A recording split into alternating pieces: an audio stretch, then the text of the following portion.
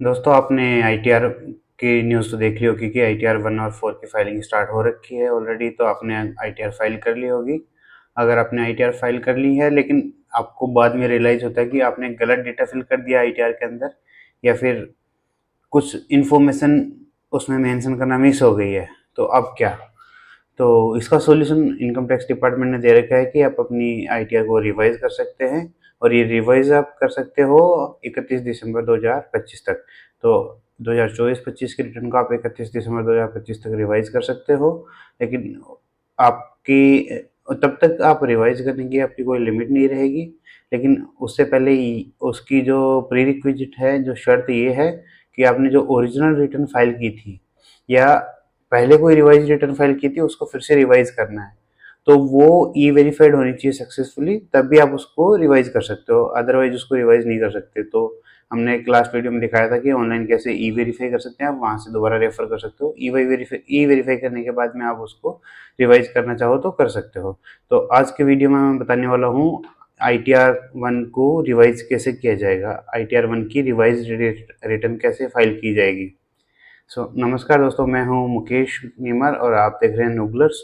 बिना टाइम खराब किए हम शुरू करते हैं ITR-1 की रिवाइज्ड रिटर्न फाइल करना। सो चलिए दोस्तों, मैंने इनकम टैक्स पोर्टल पे ऑलरेडी लॉगिन कर लिया है। सबसे पहले आपको डैशबोर्ड पर ITR व्यू ITR स्टेटस का ऑप्शन दिखेगा, जहाँ पे हमें स्टेटस दिखाएगा कि ITR है वो सक्सेसफुली वेरीफाइड ऑन 6 जून 2025। यहाँ पे ये ऑप्शन आएगा फाइल रिवाइज रिटर्न, इस पर क्लिक करना है। फाइल रिवाइज रिटर्न पे जैसे क्लिक करोगे असेसमेंट ईयर 2025-26 करंट ईयर आ चुका है। ऑनलाइन सेलेक्ट करना है, कंटिन्यू करना है यहाँ से। यहाँ पे करेंगे start new filing, individual. Continue करेंगे, इंडिविजुअल पे हम करेंगे कंटिन्यू और सेलेक्ट करेंगे ITR-1। ITR-1 सेलेक्ट करने के बाद हम करेंगे प्रोसीड विद ITR-1, ओके करेंगे and then let's get started पे क्लिक करते हैं। यहाँ से आपको दिखाएंगे कि हमारी जो बेसिक इनकम है वो जो हमारी टोटल इनकम है वो बेसिक एग्जाम्पशन लिमिट से ऊपर है, इसलिए हम ITR फाइल कर रहे हैं। कंटिन्यू करते हैं। यहाँ पे आएगा पर्सनल इन्फॉर्मेशन, इस पर क्लिक करके जैसे ही आगे जाएंगे फाइलिंग सेक्शन के अंदर, तो यहाँ पे अपने पास ऑप्शन मिलता है revised return after filing original return. इसका सेक्शन है 139(5). ओरिजिनल रिटर्न फाइल की जाती है 139(1) के अंदर। आपको रिवाइज रिटर्न फाइल करनी होगी 139(5) के अंदर। जैसे आप 139(5) के अंदर रिटर्न फाइल करने के लिए जाएंगे, ये आपसे पूछेंगे रिसीट नंबर और date of filing of original return. ये दो डिटेल आपको यहाँ पे कंफर्म कर देनी है। इसके बाद में आप आगे प्रोसीड कर सकते हैं। जैसे अगर मैं यहाँ पे कंफर्म करने की कोशिश करूँगा तो मेरे को एरर आ जाएगा, फील्ड मैंडेटरी है। सबसे पहले ये दो फील्ड में हम वैल्यू फिल करते हैं, उसके बाद में आगे प्रोसीड करते हैं। दोस्तों, रिवाइज रिटर्न फाइल करने से पहले मैं आपको दिखा देता हूँ। तो ये एक ओरिजिनल रिटर्न थी। एक्नॉलेजमेंट, इसका एक्नॉलेजमेंट नंबर होता है जिसको डेट ऑफ फाइलिंग 6 जून 2025 की डेट में इसको फाइल किया गया था, और इस असेसमेंट ईयर 2025-26 के लिए थी, और ये ITR-1 है। आप यहाँ पे देख सकते हैं फ़ोन नंबर ITR-1 को हम बोलते हैं सहस, और ये फाइल्ड अंडर सेक्शन 139(1) है, जो मैंने आपको अभी भी दिखाया कि ओरिजिनल रिटर्न के लिए ऑन और बिफोर ड्यू डेट फाइल होती है तो 139(1) आता है, रिवाइज्ड रिटर्न के लिए 139(5) आता है।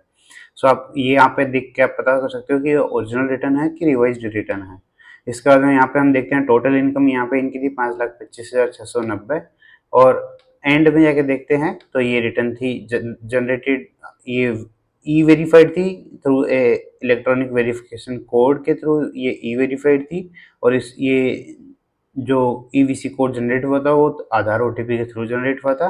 और जैसे ही ये वेरीफाइड हो जाती है, एक बार कोड जनरेट हो जाता है यहाँ पे, और इस पे यहाँ पे क्लियरली मेंशन किया हुआ होता है कि do not send this acknowledgement to CPC Bengaluru.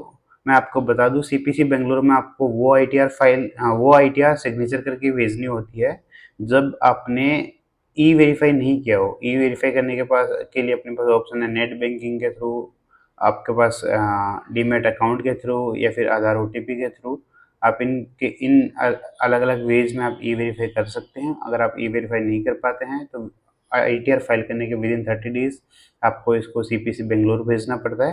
लेकिन ये रिटर्न हमारी ई वेरीफाइड थी तो इसको हमें बेंगलुरु भेजने की ज़रूरत नहीं है। अब आगे अपन ये रिवाइज्ड रिटर्न फाइल करना स्टार्ट करते हैं, जहाँ पे हम उसमें एक्नॉलेजमेंट नंबर शेयर करके और date of original return file fill करके आगे प्रोसीड करते हैं। तो चलिए, हमने यहाँ पे रिसीट नंबर डाल दिया है। रिसीट नंबर आपका एक्नॉलेजमेंट नंबर होता है। Date of filing of original return ये थी 6 जून। ये फाइल करने के बाद हम जाते हैं कन्फर्म। कन्फर्म करने के बाद में यहाँ पे आ गया अपना फर्स्ट सेक्शन है जो ग्रोस टोटल इनकम। सो पहला वाला सेक्शन हमने बेसिक डिटेल वाला फिल कर दिया था। नेक्स्ट सेक्शन है ग्रोस टोटल इनकम वाला, इसमें जाएंगे। इसमें हमारी जो इनकम आ रखी थी वो यहाँ पे हमें अपने को फिर से यहाँ पे इसको अपडेट करना होगा। तो यहाँ पे पहले हमने डाली थी 6 लाख।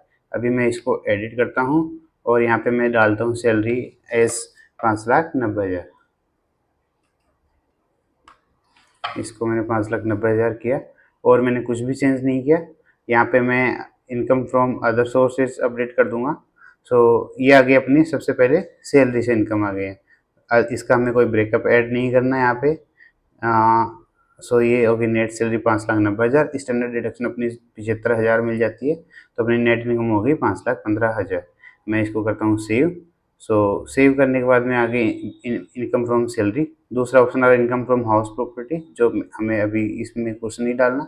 सो तीसरा सेक्शन आएगा income from other sources. Income from other sources के अंदर मैं यहाँ पे ऐड कर दूंगा। सो सबसे पहले मैं ऐड करूँगा interest from saving bank account. Interest from saving bank account add करूँगा यहाँ पे मैंने ऐड किया 49। दूसरा पार्ट है मैं इसमें एक इनकम और ऐड करूँगा, ऐड अनदर। यहाँ पे मैं करूँगा नेचर ऑफ इनकम। यहाँ पे मैंने शेयर किया डिविडेंड इनकम। डिविडेंड इनकम मैंने यहाँ पे शेयर की है 6। यहाँ पे मैं शेयर करता हूँ डिविडेंड इनकम 637।